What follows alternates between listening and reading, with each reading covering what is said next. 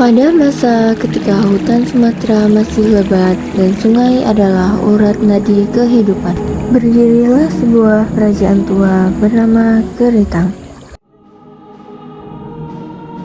Paduka, hamba perhatikan sejak matahari terbit hingga matahari hampir condong ke barat, Paduka hanya terdiam. Apakah ada gundah yang tak sempat terucap?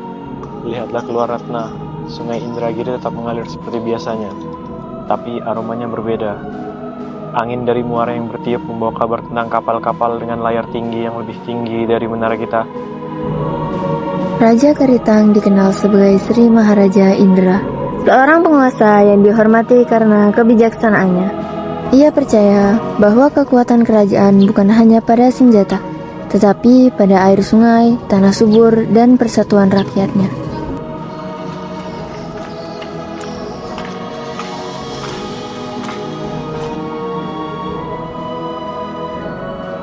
Hamba mendengar para pedagang di pasar Paduka.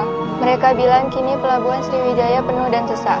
Kapal-kapal dari Cina dan India tidak lagi melirik ke dermaga kecil kita, karena mereka lebih memilih pusat yang baru.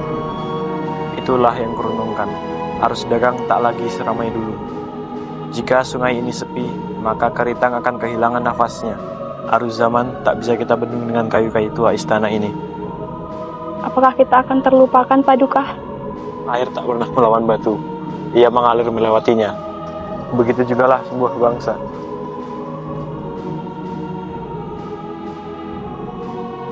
Suatu hari, kabar datang dari selatan. Sebuah kekuatan besar bernama Sriwijaya mulai menguasai lautan dan jalur perdagangan.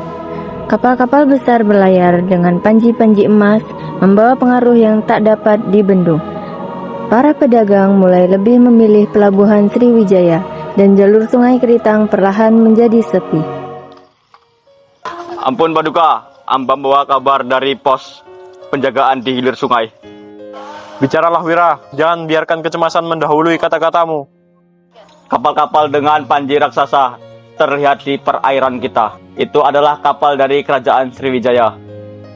Mereka tidak datang dengan formasi tempur, namun jumlah mereka mencukupi untuk peruntukan pertahanan kita dalam semalam. Mereka membawa utusan. Apakah mereka akan menyerang? Apakah mereka akan merampas lumbung-lumbung kita? Mereka tidak membawa pedang di tangan kanan mereka, Paduka. Mereka membawa gulungan perkamen, sebuah perjanjian. Mereka ingin Keritang tunduk di bawah payung kerajaan Sriwijaya. Paduka, ini adalah pilihan yang sulit. Menolak berarti perang, menerima berarti kehilangan kedaulatan.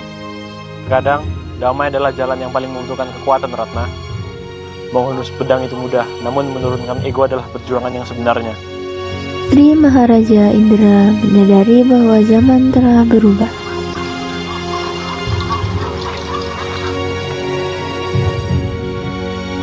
Ayahanda, istana kini mulai berbusuk-busuk. Para pelayan ketakutan dan para prajurit mulai mengasah parang mereka. Apakah darah akan tumpah di tanah Keritang? Namun ayah, bukankah jika kita bergabung dengan mereka akan menjadi bayang-bayang? Rakyat akan bertanya, di mana letak kebanggaan Keritang jika kita menjadi bagian kecil dari kerajaan lain? Antara keputusan besar di istana dan keseharian di pinggir sungai. Sari, benarkah kabar itu? Aku dengar dari orang-orang selatan itu akan mengambil alih sungai kita. Jika itu terjadi, apa kita boleh ngambil ikan di sini? Jangan dengar kabar burung yang berlebihan, Lestari. Kita lahir di sini, kita hidup di tanah ini. Sungai ini adalah saksi hidup nenek moyang kita. Dia tidak akan mengkhianati kita. Aku hanya takut Keritang akan dilupakan. Anak cucu kita nanti tidak pernah tahu di sini pernah berdiri kerajaan yang bernama Keritang. Dengarlah, istana itu bukan hanya sekedar bangunan. Istana itu ada dalam lagu yang kita nyanyikan untuk cara kita menghargai sungai itu. Keputusan besar harus diambil. Di balik kerajaan, suara keberanian dan kebijaksanaan saling beradu. Paduka, hamba dan pasukan lebih baik mati di medan laga daripada melihat janji diturunkan. Izinkan hamba memimpin serangan fajar. Pedangmu memang kuat, Wira. Keberanianmu tak diragukan. Tapi dengarlah, luka di tubuh rakyat akibat perang tidak akan sembuh. Bahkan dalam 7 keturunan. Jika kita bisa menang tanpa harus mengubur anak muda, bukankah itu kemenangan sejati? Jika kita menolak, mereka akan memblokade sungai. Kritang akan mati perlahan dalam keterasingan. Lalu ayahanda, apakah nama Kritang akan lenyap dari sejarah? Nama bisa hilang dari prasasti lapuk yang ditelan usia, namun akan tetap abadi di dalam sanubari. Kita bergabung dengan Sriwijaya bukan sebagai budak, tapi sebagai saudara tua yang bijaksana. Jika itu keputusan Paduka, demi keselamatan rakyat, maka hamba akan menjaga perdamaian ini sampai mati. Kritang tidak pernah benar-benar hilang.